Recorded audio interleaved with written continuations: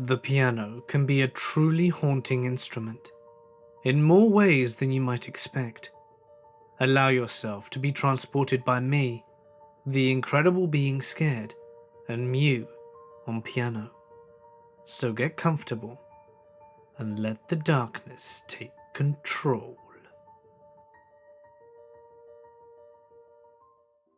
When I was 14, my mother fell in love with classical music.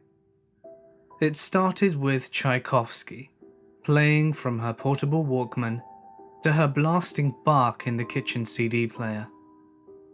I never cared for the music, but I knew how much she loved it. So I always made it seem like I was just as interested in classical music as she was. Every morning I woke up to the sound of classical music and the smell of bacon. When I walked into the kitchen, I would see my mother dancing while she cooked my breakfast. Those were one of the few moments I would truly share the same love my mother had for classical music. There was something about the soft music playing in the background while stuffing my mouth with my mother's extra greasy pancakes and butter toast that I loved so much. I never found a problem with my mother's passion until 4 men lugged a piano into our living room. My mother brought out 3 beginner piano books from her purse, and I knew that I was screwed. She already knew how to play the piano pretty well, and the only person that would need these books was me. Once the men left, she tapped on the piano bench, so I reluctantly walked up and sat down. From then on, my mother started to teach me how to play the piano. I never wanted to play any type of instrument, so I decided to act like I was completely unteachable. Whenever she told me how to play a certain note, I would always purposefully hit the next key over. When I sensed that she was getting upset, I would plant my face into my hands and complain about how difficult it was for me. No matter what I did, she would still make me sit on that piano bench with her for 2 hours a day. We would continuously practice the same song over and over until she lost her patience. This was now a part of my schedule, and I was about to just start actually trying. 2 months later, I was coming back home after school. I had decided that today was the day I would start trying to learn how to play the piano. When I got home, I found a random sedan in our driveway. When I walked into the door, I saw a very uninterested woman sitting on our couch. She had short black hair and looked to be in her mid-30s and had a permanent scowl on her face. The woman looked up at me and tried her best to produce a smile, only to show me the best example of what a fake smile should look like. I took a seat beside my mother on the piano bench and smiled back at the woman. She told me her name was Miss Wilson, and she was my new piano tutor. She lived 4 houses down from us and expected me to be at her house at 5 p.m. on the dot every Monday and Friday. Once the woman left around an hour later, my mother explained to me that she was tired of feeling like she was being a drawback on my passion for music. So she looked for a local piano tutor who we would be able to afford. The lady down the street contacted her yesterday, telling me she would be able to teach me for $30 a week. Once my mother heard that she used to perform for our town symphony 10 years ago, she automatically accepted the offer. 3 days later, I went up to Mrs. Wilson's house and knocked on the door. When she opened the door, I did a very visible double take. She looked completely different. Mrs. Wilson was smiling a genuine smile and wearing a simple red skirt. She looked like she was 15 years younger than what she was. And when she greeted me with a hug, I felt a feeling of unease take over my body.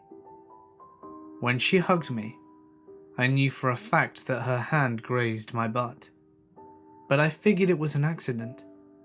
She grabbed my right shoulder and guided me to her piano. It was in her living room, but it was placed at an awkward angle. The piano keys were facing the couch, and the piano bench was right on the wall. When I took my seat, I noticed my back was right on the wall, and I was facing the couch. Mrs. Wilson took her seat on the couch and told me to take out my piano book and play the song I've been having difficulty with. I tried my very hardest and played the whole song with only 2 mistakes. I only made those mistakes because I noticed that every page I played perfectly, Mrs. Wilson's legs would start shaking up and down harder and harder. But when I made my first mistake, I noticed that she would stop shaking her leg and start staring at me intently. Once I finished the song, she walked up to me and stared down at me. She started to stroke my forehead with her index and middle finger. In the softest voice I've ever heard, she said, "You're a bloody failure." I looked up at her and asked her what she said, but when I blinked, my eyes noticed she was back on her couch giving me a slow clap. She told me I only messed up twice, and that with only a little bit of practice, I could have this song down perfectly. After the lesson, I went back home and told my mother what I thought she said. With a chuckle, my mother told me I was probably hearing her wrong and asked me to play the song we worked on. I played the song without a mistake and saw a huge smile spread across my mother's face. I knew that learning how to play the piano was a great gift for her, so I continued to go to Mrs. Wilson's house twice a week for my lessons. That Monday, she sat on the bench with me while I practiced a new song. Every page I played right, she would stroke my thighs, and with every wrong note, I would feel a sharp pain in my leg. I knew she was pinching me, but I really wanted her to stop rubbing me. After my lesson, I played the new song I learnt for my mother, and she was even happier with the results. I wanted to stop learning how to play the piano from Miss Wilson, so I decided that from now on, after my lessons, I would butcher the songs that my mother asked me to play after each lesson. When the next Monday came, Mrs. Wilson opened the door before I knocked. She was wearing a short black skirt and told me to come in for the lesson. I went inside and took my seat on the bench. She took her seat on the couch and watched me as I played. This time I played the new song without a single mistake. I closed my eyes whilst I played, as I had memorized the song, and only opened them once I'd finished. I heard the sound of Mrs. Wilson's voice saying, "Bravo, excellent, perfection." I looked at her, only to find that she had taken her shirt and bra off to reveal her rib bones poking out of her midsection. Her chest was now a mixture of mashed up flesh and crushed up bones around her slowly beating heart. With every clap, her face started to fall apart more and more. Her nose slid down her chin, and her eyes have started to melt out of the socket. The skin on her cheeks started to peel off, only to reveal rotting flesh underneath. That's when I bolted out the bench and ran out of her door. I didn't stop running until I got to the front door of my house. I used my key to open the door, but the door wouldn't budge. After about 30 seconds of frantically knocking on the door, a man answered the door with a confused look on his face. I screamed at him, "Who the hell are you? Where is my mother?" With a surprised look on his face, the man took out his cell phone and called the police while going into our laundry room. I caught a couple of sentences, but I couldn't hear everything. Missing kid, 4 years ago. I do not see his mother. He's very confused. I don't know. Maybe around 18 to 20. Today has been 3 days since I ran out of Mrs. Wilson's house. Mrs. Wilson was found dead in her house. They say she'd been dead for the past 2 years. She died of a heart attack, and I have been missing for the past 4 years. My mother disappeared this same day I did. I was found, but my mother is still missing. While everyone was getting drunk and laid, I was at my parents' house suburban home, studying for the MCATs. My parents spent their whole lives working high-paying jobs, and as a result, were able to afford a 3-story mansion and fill it with lavish Art Deco and furniture. Recently, my father decided to even buy a $15,000 grand piano just because it looked cool. I had moved out of state 5 years before and had to stay in this scarcely furnished guest room on the 3rd floor at the end of the hallway. It was 7 p.m. and the sun was beginning to set. My parents were attending the annual Rotary Club auction and soon headed out. I resorted back to my books and continued studying. I just finished reading the chapter about nucleus mitosis and glanced at the digital clock by the bed. It was 9 p.m. and it was pitch black outside and everywhere else in the house. I rolled my chair over to the door and glanced down the hallway. It was too dark to see anything. Realizing I had been studying for the past 6 hours, I decided to call it a night and collapsed on the bed. I was about to fuck the shit out of Megan Fox until I awoke to the sound of a door slam coming from downstairs. I looked at the clock and saw that it was only 10 p.m. My parents are probably home, I thought to myself. I fell asleep again. I was awoken soon after to another sound. This time, however, it was Mozart's Lacrimosa, playing from the grand piano downstairs. Is my dad seriously practicing right now? I thought. I had to admit, though, he was playing very well. I pulled the blanket over my head and tried to fall back asleep, but something was wrong. No one played piano in my family. My dad just bought the piano to piss my mom off. The piano continued to play. I had a sudden urge to go check downstairs and see what's going on, but realizing I was frozen with fear kept me from doing so. Instead, I reached for the home phone and called my dad's cell phone. He answered. Hello? Dad? What's up? Where are you guys? We're on the ferry right now. The piano playing came to an abrupt stop. I remained silent. My heart was skipping beats. Ryan? My voice was shaking. Yeah, Dad? Who's on the other line? The piano stool screeched against the marble floor. Dad, there's someone in the house.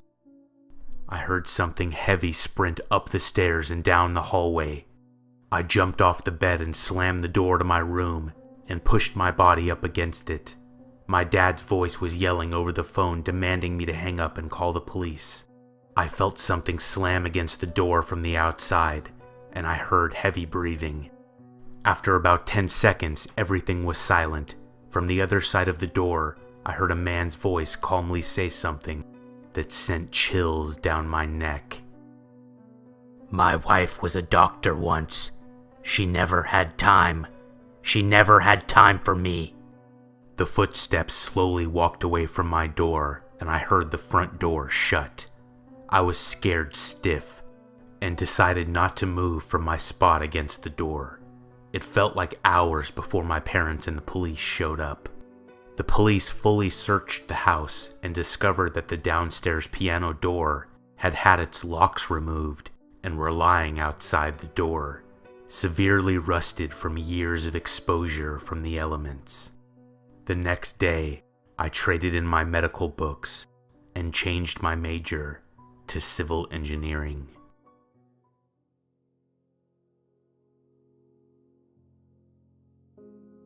I am a musician, not one of grave importance or even outstanding ability, but still, I consider myself a musician. I can play with the best of them, and I know my way around an instrument or two. More importantly, I am a collector of various items ranging from the odd to the obscure. There is no rhyme or reason to my collection. It consists of anything that piques my interest that I can get my hands on.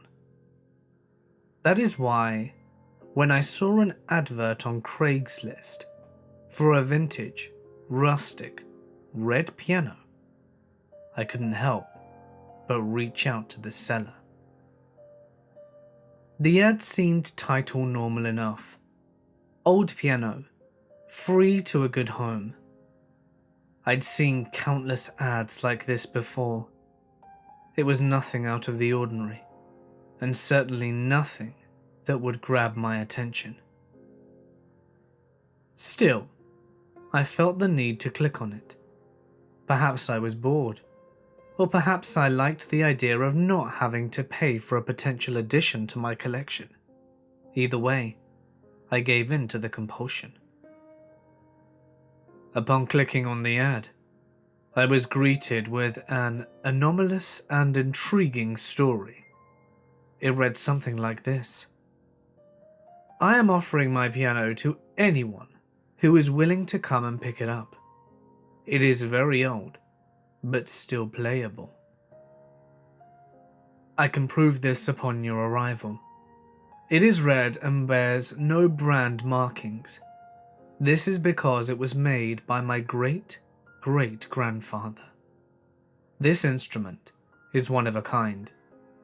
He went out himself and chopped down a redwood tree to provide the wood and build it. It took him many days to finally cut down the tree, and much, much longer to finish making the piano. Nearly his entire life was put into this thing. I, however, have no use for it. It has been passed down in my family many times, and I have no wish to continue the tradition. And the piano is currently taking up too much space in my home.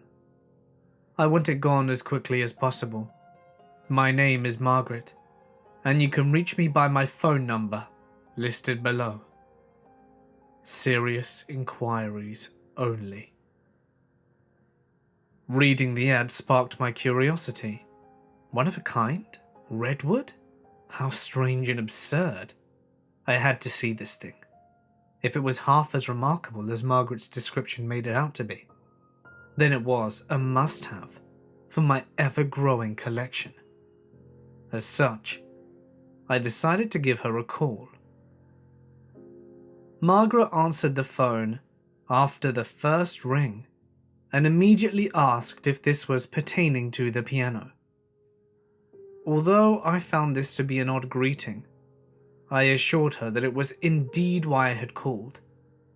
She seemed rather enthused, and I shared her enthusiasm, happy to know that the piano was still available. We set up a time, the following day, when I could go over and have a look at it. I hung up the phone, excited and bewildered. I had a feeling this piano could very well be the centerpiece of my oddities. My collection spans many eras of history, as well as numerous countries. They range anywhere from the mundane to the wildly strange, but all of them are nothing if not great conversation pieces.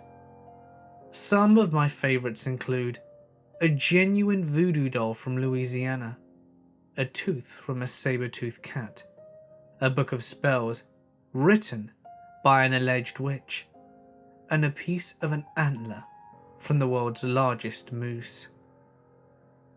Being a musician, I also own countless instruments, too many to name. Each time I acquired a new item, my heart would race with excitement, with whatever it was I was receiving becoming the focus of my attention. The piano was no exception, and I could not wait to see it in person. I woke up the following day with no resilience to my alarm. I was more than eager to start my day and head off towards a potential new addition for my collection. I swiftly went about my daily routine in an effort to minimize the time between me and Margaret. She did say that she was an early bird and that I could swing by whenever. With this in mind, I showered, brushed my teeth and got dressed, and ate breakfast at a record pace, making it out the door roughly 25 minutes after waking up. It might sound a bit silly to be this worked up over a material object, but to that, I'd say you must not be a collector. This piano was my mission, and it was one I intended to see through until the end. I found myself at Margaret's house while it was still morning, as she was just 2 towns over from where I lived. It was a quaint village at the end of a dead-end road, surrounded by shrubbery and woods. I noticed an old tire swing in the backyard, indicating that it may have been the house she lived in as a child. Maybe her parents passed away and left her the house. Maybe the piano reminded her of them, and that was the real reason she was getting rid of it.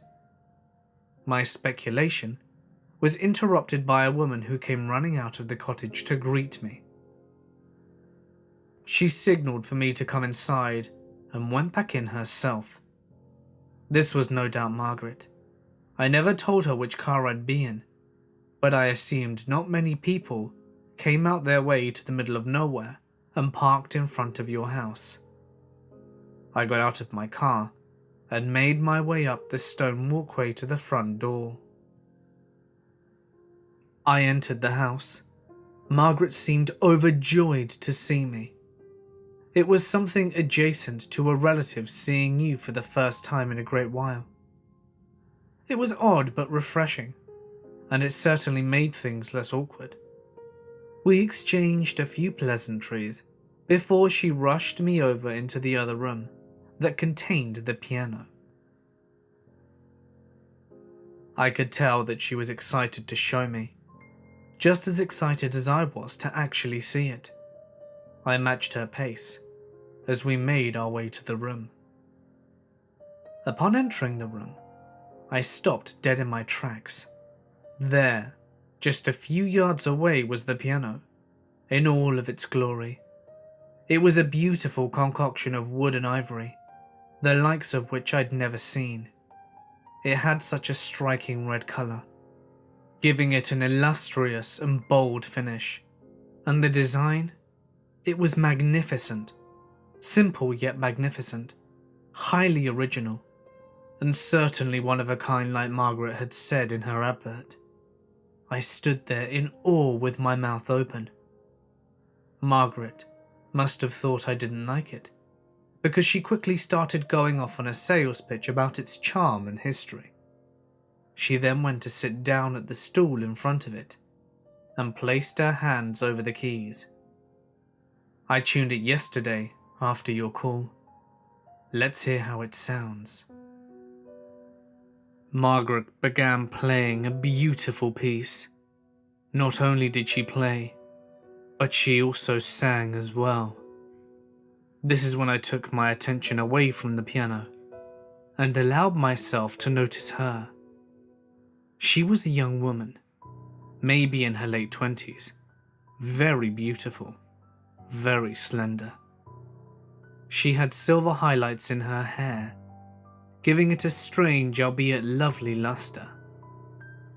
Her singing voice, accompanied by the wonderfully rich tone of the piano, captivated me in a way that I cannot describe. It surprised me to know that she not only played, but could also tune the piano. Her ad made it seem like she wasn't musically inclined at all. I allowed myself to be taken by the song until she finished.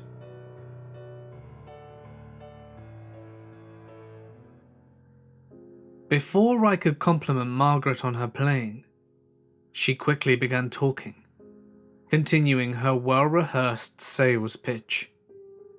I don't know if it was her playing or her voice, but I was sold the minute she touched the keys. Because of this, I interrupted her. "I'll take it." She seemed astounded when I said this. "Really? You will? Wonderful." We were both happy, and everything seemed fine. But one fact kept creeping and crawling in the back of my mind. I wasn't sold on the piano's backstory just yet, so I decided to ask her about it. Keep in mind that Margaret and I live in the Midwest. "So, you've lived in this house your whole life?" I asked, secretly fishing for information. "Oh yes, as did my parents. The house is very old, older than the piano." "And your great-great-grandfather, he lived here as well?" I kept bombarding her with questions. "Yes, he did." "Well, redwoods only grow in California, so your great-great-grandfather traveled all the way there to chop down a tree and make a piano and brought it all the way back here." It was at this point that Margaret realized I'd caught her in a lie. She apologized to me and explained the truth behind the piano. It would seem that her great-great-grandfather actually did go out and chop down a red tree to make this piano, just like she said. But it was not a redwood. It happened to be a tree that was located near where we both lived, deep in a nearby forest. Being an avid historian, Margaret's great-great-grandfather had known about this tree for a while. It was a local legend of sorts, and it had always been his dream to find it. Locals deemed it the blood tree. It was a sacred tree worshipped by the Native American tribe many years ago. Anyone who finds the tree is said to live a long life filled with luck and prosperity. Those who vandalize it, however, will forever live a life of fear and misfortune. Her great-great-grandfather, of course, fell into the latter category. Though she claimed to not believe in the legend, she did point out that he died of a heart attack shortly after finishing the piano. Margaret's story was wild and entertaining. Even so, I believed her. It seemed that her ancestor finally found the tree he'd been searching for and wanted to take a piece of it home as a trophy. A piano was a fitting choice, seeing as this seemed to be a family of musicians. As for the curse, I was not concerned one bit. Perhaps Margaret was scared despite her disbelief, and that's why she wanted to give me the piano. Either way, I'm a skeptic at heart, so it's a win-win situation in my eyes. I gladly accepted the gift, dark past or not. Despite Margaret's lie and the piano being free, I attempted to offer her money. She wouldn't have it. She insisted on me just taking the thing off her hands. That would have been fine, but just taking such a beautiful instrument from someone would not have sat well with me. It wasn't much, but I slipped an envelope containing $100 into her mailbox on the way out.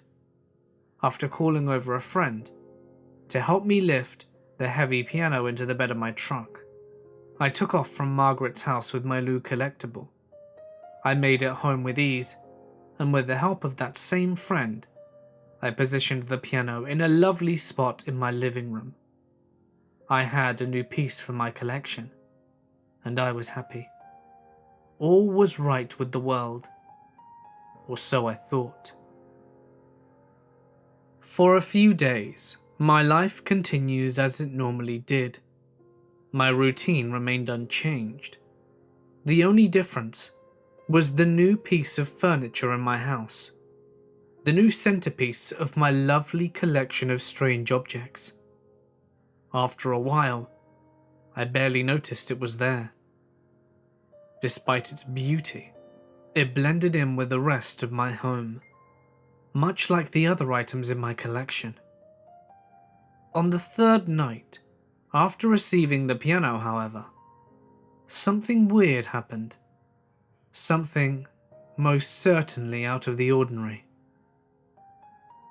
I had just laid down to sleep and placed myself in a comfortable position on my bed.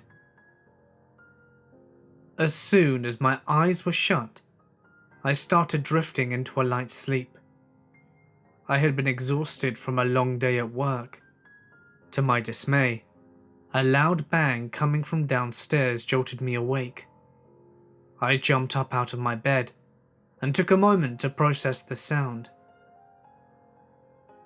I realized quickly that it sounded like the piano's floorboard slamming shut over the keys. That could easily happen on its own, had I left it open. But I hadn't played the piano even once since I procured it. How could the floorboard slam shut if it was never opened to begin with? I raced downstairs in an effort to satisfy my curiosity and put my mind at ease. What I found did neither. Upon walking over to the piano, I noticed that the floorboard was up. Not only did it not slam shut over the keys, but it somehow opened on its own? No way. There was no way that was even possible.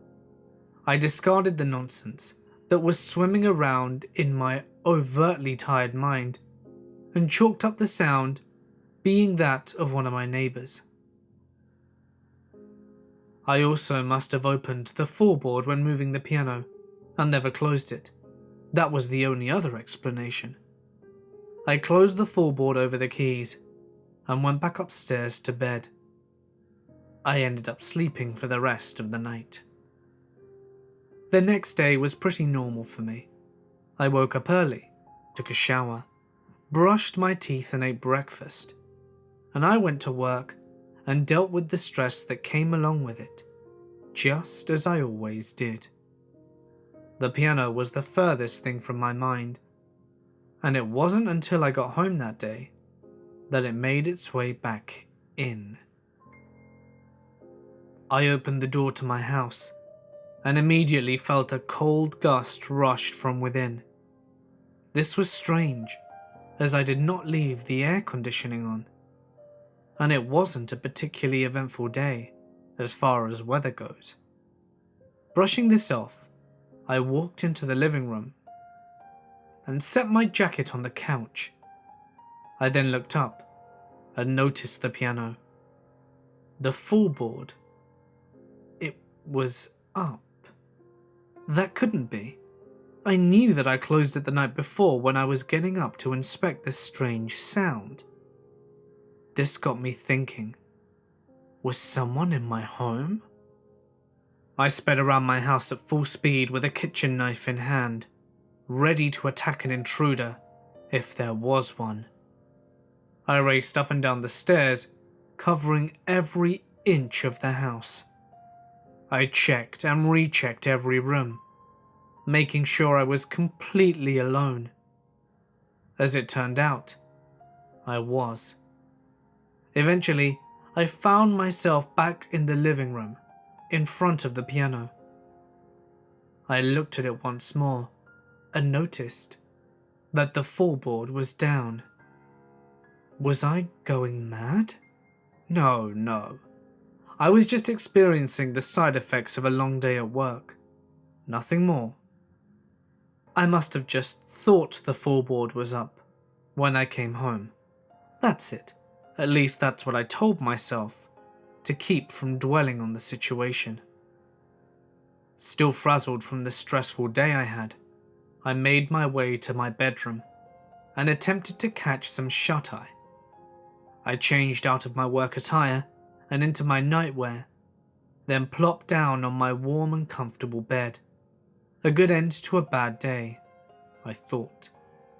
As luck would have it, I wouldn't be getting any sleep just yet. Quickly after shutting my eyes, I heard another sound coming from downstairs. This time, it wasn't a loud bang. No, not at all. This time, it was music. Not just any music either. It was the piano. How could this be? Was someone really in my house this time? Or could it be the piano was playing itself? Neither option sat well with me. With nothing but adrenaline to guide me, I ran downstairs at full speed to catch the culprit of these late-night antics. Upon doing so, the music stopped, and I watched the floorboard actually slammed itself shut over the keys. My heart sank, and I stood in a place at the bottom of the stairs, completely and utterly in shock. After a few more moments of being a statue, I raced back upstairs to my room and locked the door behind me. In a nervous slur of movement, I ran over to my bed and leapt on it, unable to comprehend what I'd witnessed. I sat there contemplating. All the while, a vile mix of fear and confusion brewed in the pit of my stomach. What the hell was going on? Eventually, the fear and confusion subsided, allowing melatonin to take over and do its job. I fell asleep and managed to stay that way until morning. I woke up to the sound of my alarm clock early the next day.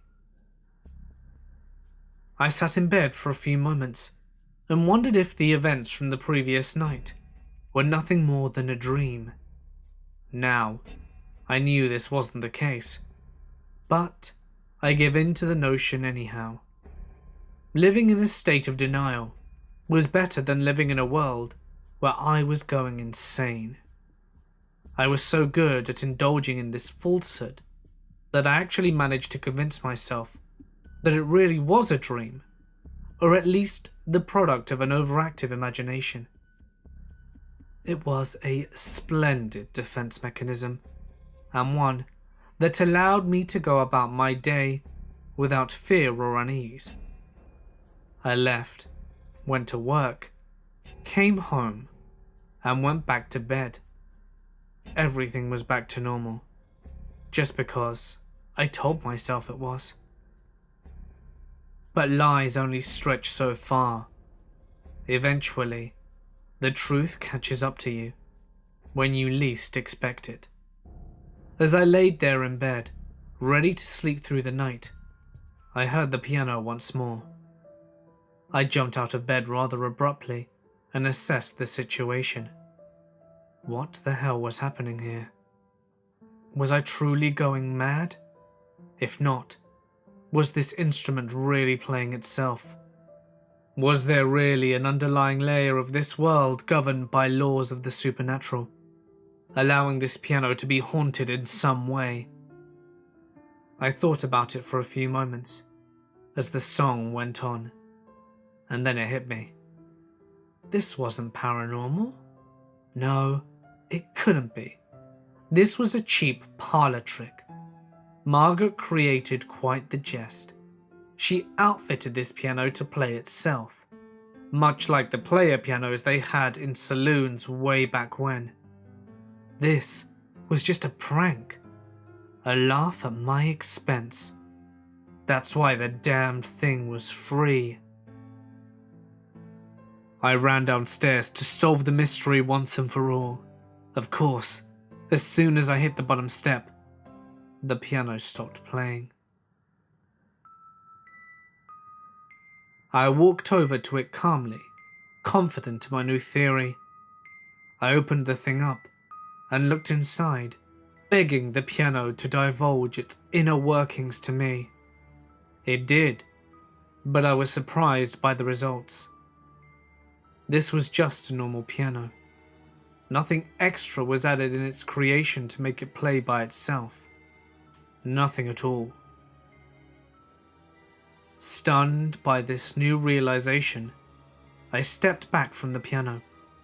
My calm demeanor was no more.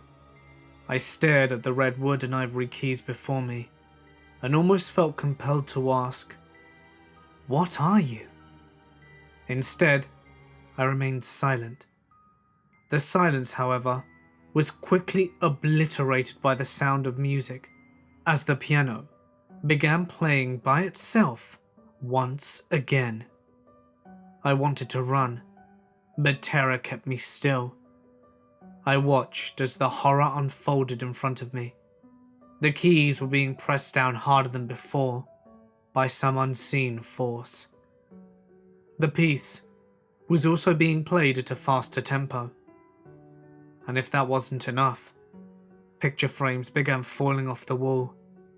It felt like the house was shaking, albeit slightly. A lamp in the corner then fell over, bringing my attention to that side of the room.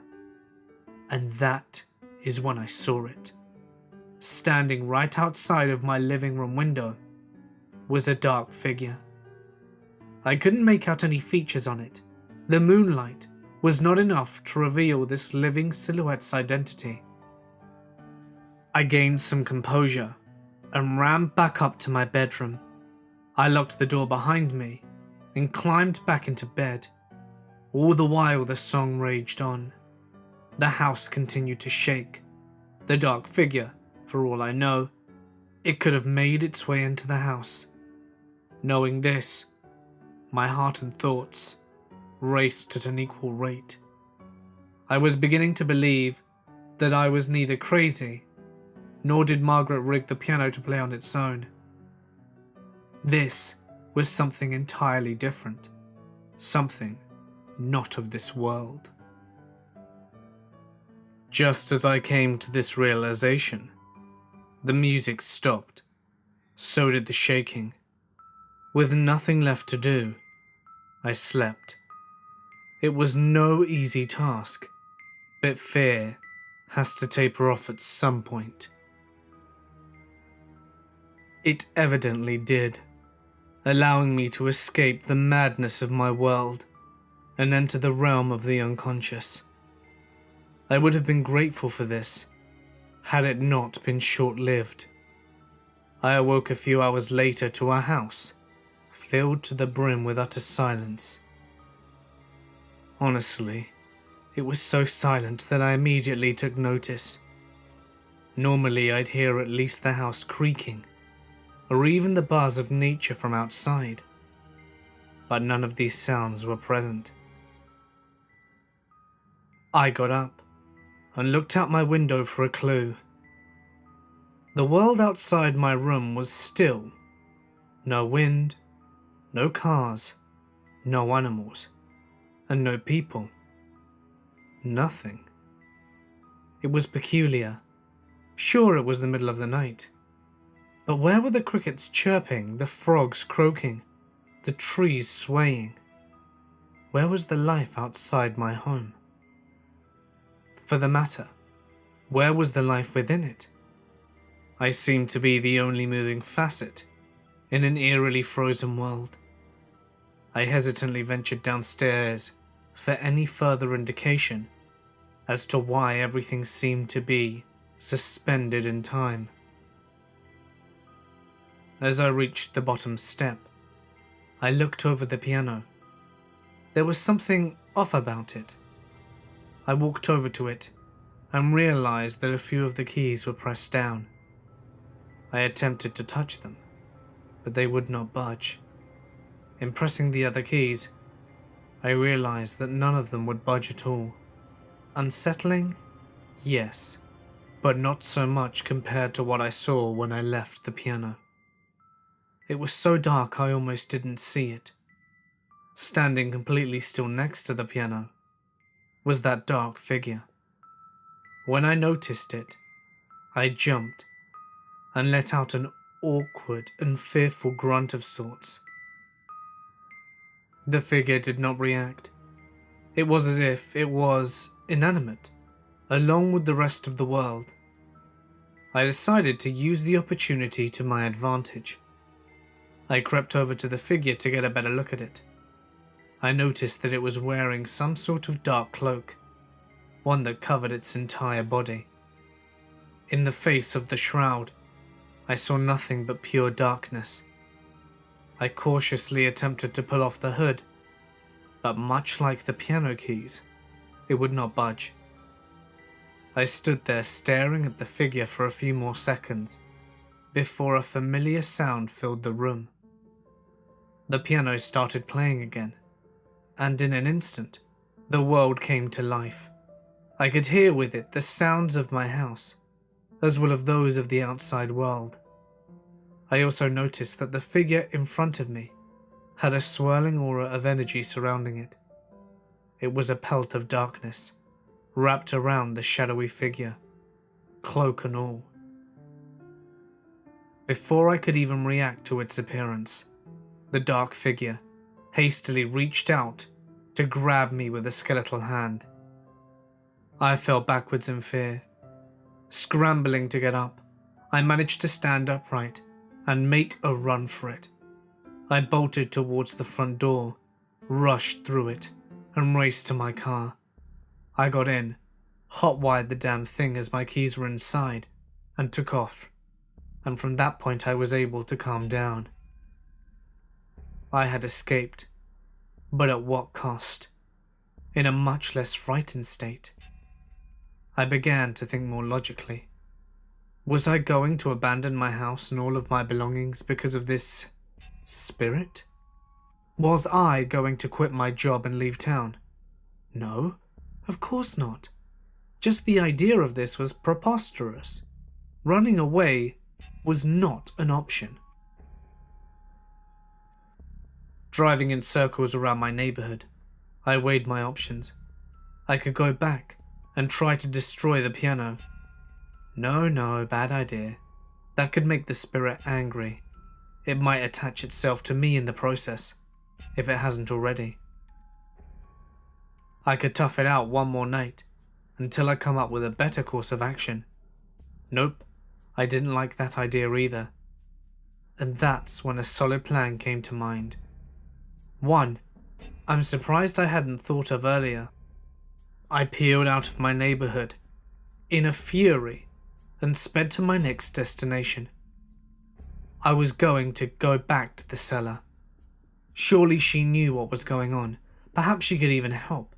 At the very least, I could give her a piece of my mind for selling me a possessed piano. Either way, I would feel better. The drive was a blur. My mind was in such dire straits that I drove on autopilot the whole way there. In seemingly no time at all, I found myself smack dab in front of Margaret's house, desperate and troubled. I knew it was late, but I didn't care. I had nowhere else to go. I couldn't call the cops or tell a friend. No one would believe me. Even if they did, what could they do to help? Out of luck and out of options, I walked up the stone path to Margaret's door. Just as I was about to walk up to her door and knock, something happened. My march was impeded. The dark figure from my house appeared directly in front of me, keeping me from reaching Margaret's door. I backed up a bit, confused and frightened, but the figure did not follow. I ran back to my car to make a getaway, but the figure remained at Margaret's door. Perplexed, I walked back up the stone path. In reaching the figure once again, I examined it. It was still just as it was in my house before springing to life. Keep in mind I treaded lightly. I reached around the figure slowly to knock on the door, but I was stopped. The figure came to life again and grabbed my arm with its skeletal hand. I tried to run, but it had such a grip on me that I could not move. Not only this, but I could feel its presence anchoring me to the ground. I can't explain it, but even without its hand, this thing had its hooks in me. I cowered before the figure, and it leaned over me, almost as if to say, "Leave this place." It then vanished into thin air, right before my eyes. I gained some composure, ran into my car, and quickly left Margaret's house. I spent the whole ride home thinking about what had happened. It would seem as though the piano would not let me return to Margaret's house. I was its owner, and that is the way it would stay until I gifted it to someone else. The only issue with this theory is that I could not do that to someone, even a complete stranger. The problem was mine to deal with, and mine alone. I would have to discover a different method to ease my woes.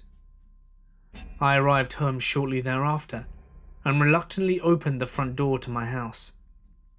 Everything appeared normal for the moment. I took advantage of this, and headed back up to my room.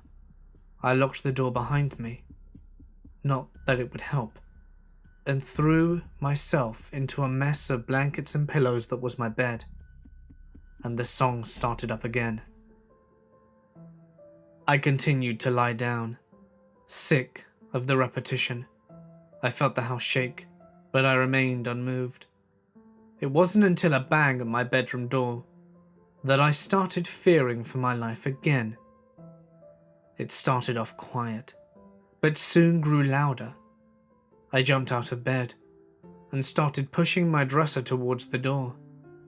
A blockade was the only solution I could come up with, and after placing the dresser in front of the door, I rushed back to bed. Inspecting the door while the banging continued, I realized that both the door and the dresser were moving. It was slight but noticeable, and before I knew it, the dresser toppled over onto the floor, spilling its contents as it did. Safety was too much to ask for, it seemed. I covered myself in a blanket, attempting to tune out the ruckus around me. The banging persisted, but I chose to focus instead on the song. For the first time, I allowed myself to properly listen to it. Upon doing so, I was pleasantly surprised. It was beautiful. Dark and sullen, but beautiful. The clash of ivory keys coupled with the storming melody soothed me. It soothed me to the point that I could no longer hear the banging at my door or feel the shaking of my house. It's almost weird to say, but I was at peace. Relax. I drifted away with the song, seamlessly entering a state of sleep. While in the musical slumber, I dreamt. The dream world I found myself in was different from that of my usual dreamscapes. It was intensely vivid and ambient. Words like surreal and otherworldly just don't cut it.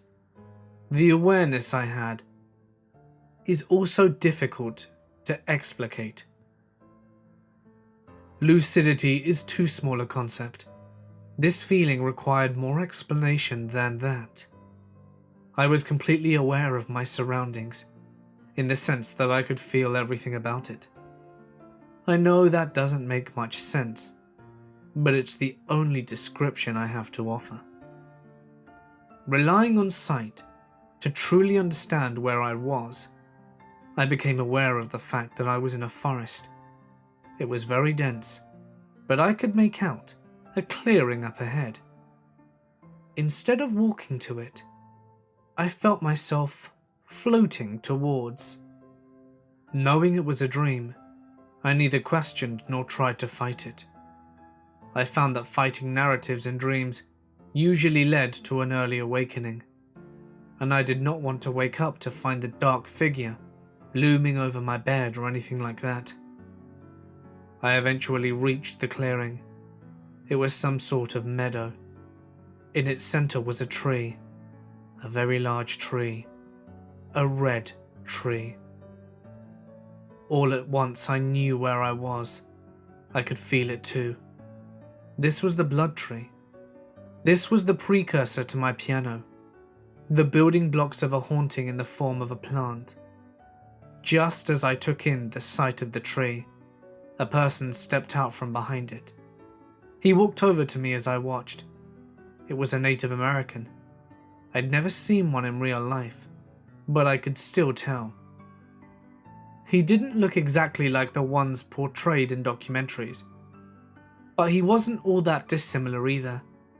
He was most certainly a Native American. I was sure of it. He didn't speak. He simply pointed to the tree. That is where the piano began leaking into my dreams. I could hear the song playing from downstairs, as glowing lines ran up and down the tree. It was amazing, for lack of a better word. The Native American then walked back over to the tree and put his hands on it. He motioned for me to do the same. Confused and awestruck, I went over and obliged. In placing my hands on the blood tree, I felt its bark. It was remarkably lifelike feeling, especially considering that I was in a dream.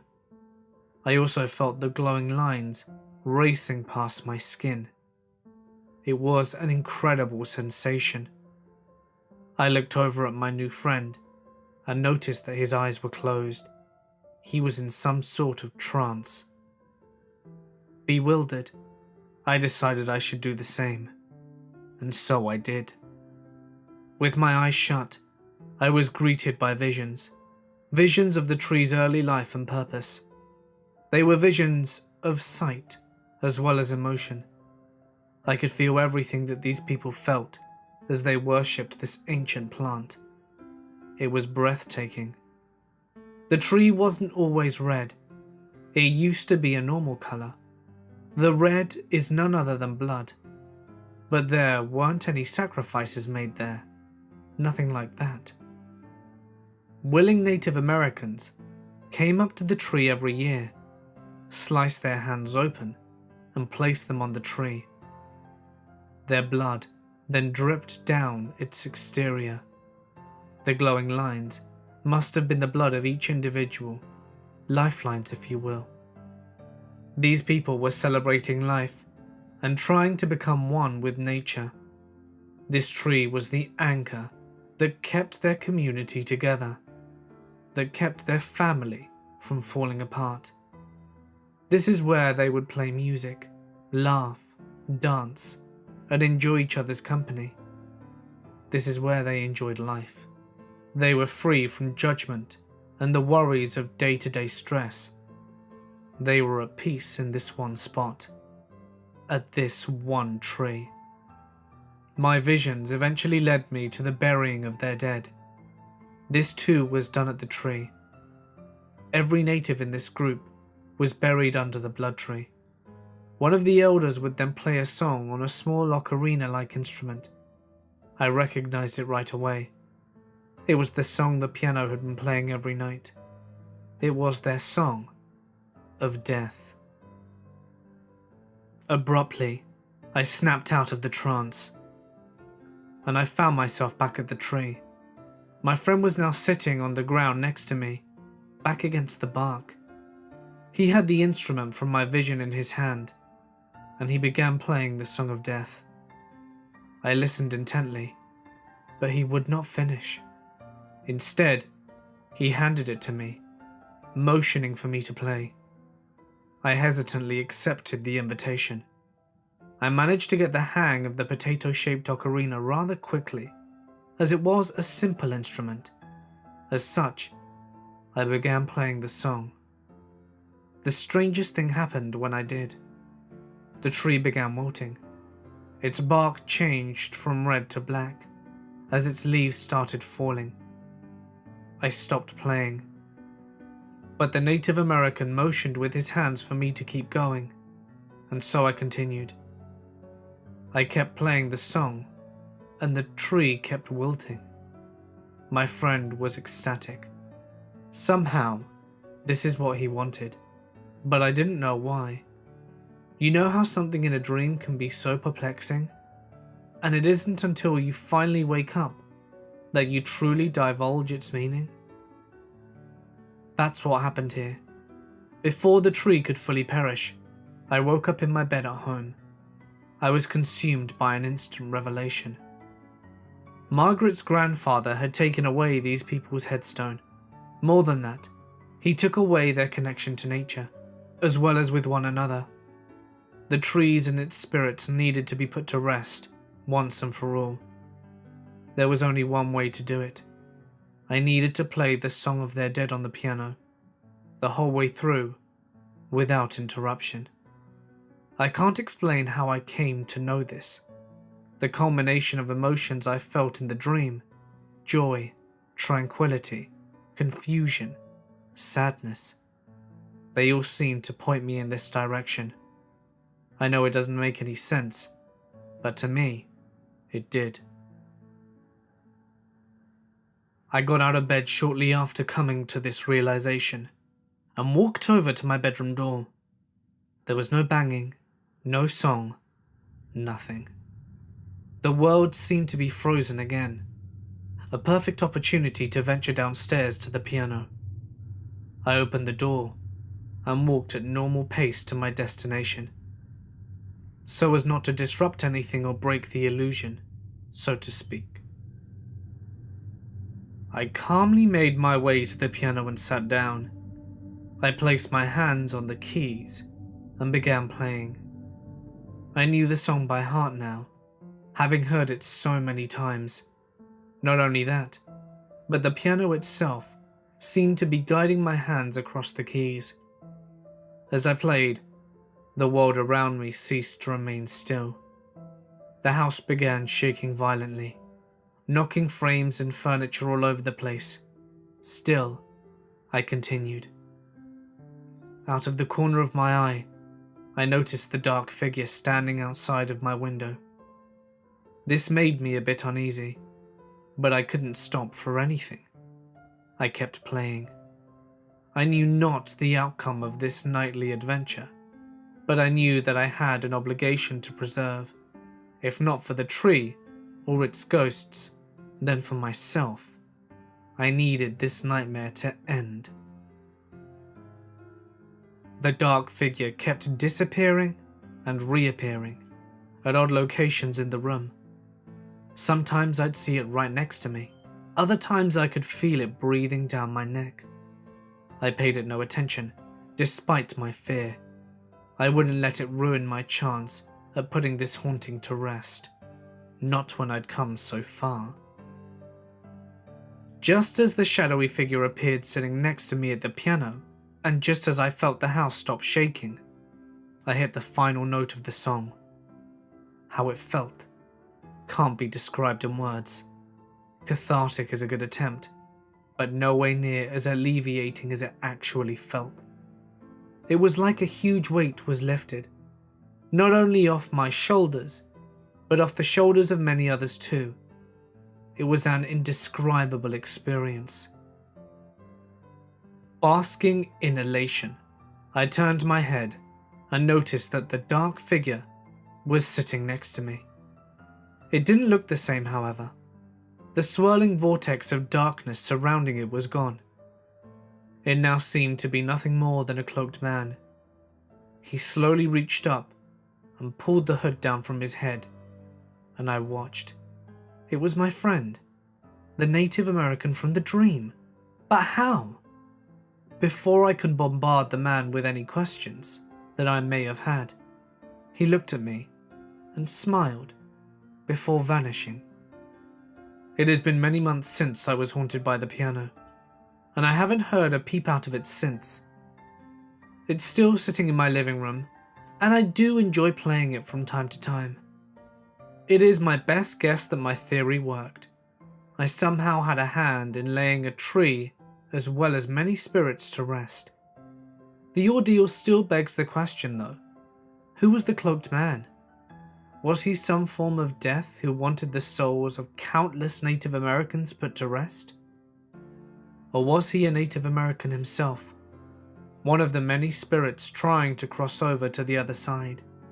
Either way, my perception of the supernatural and paranormal has been completely reversed. How could it not be after what I've been through? I've come to another conclusion as well. For as long as I live, I will never buy another piano off Craigslist ever again. I was homeless for a few years after I turned 18. I was kicked out of my home by my mother because I was a fuck-up and I had to live the hard life of being a bum. Being homeless leaves you with a permanent feeling of anxiousness and a sliver of fear buried within you at all times. You expect anything because you always have to be on edge. The main problem I had with being homeless was sleeping. I was getting enough money from working side jobs to not have to worry about food or clothes, but finding a suitable place to sleep was difficult. You always had to keep in mind being detected. Sleeping in the woods was uncomfortable, but the odds of a cop waking you up and trespassing you are slim. I drifted around sleeping in unconventional and uncomfortable areas for quite some time, before I discovered an abandoned church off a side road. The church was in pretty good condition, and it was hidden off a side road, so the odds of getting arrested for sleeping there were low. The pews were torn out, and the stained glass windows were murky, with dirt and dust. But there was a roof and 4 walls, and it wasn't infested with animals, so it was heaven. I brought a sleeping bag and some blankets, and I slept there for about a week, while I was trying to save up money to get an apartment for once. After a week of sleeping there, I came back to the church after a day of working and settled down in my sleeping bag, ready to go to sleep, when I heard the unmistakable sound of a piano. 2 keys being hit repeatedly. My pulse instantly skyrocketed, and I grabbed the knife I kept on me at all times. I didn't even know there was a piano in the church, so where the fuck was the sound coming from? I slowly got up with the knife in my hand and started packing my things up. I was getting the hell out of there. As I slung my backpack over my shoulder, the sound of the piano cut off and was replaced by the sound of a door creaking open, slowly. I froze again and stared out towards the altar where the sound was coming from. It was dark, and I didn't want to turn on the flashlight on my phone. So I stood there breathing heavily while I was willing my eyes to adjust to the darkness. The door behind the altar was swinging open by itself. I tried opening it when I first discovered the church, but it was locked and I didn't want to break it down. The door was swinging open, and beyond the door was an even pitcher black than the one I was currently experiencing.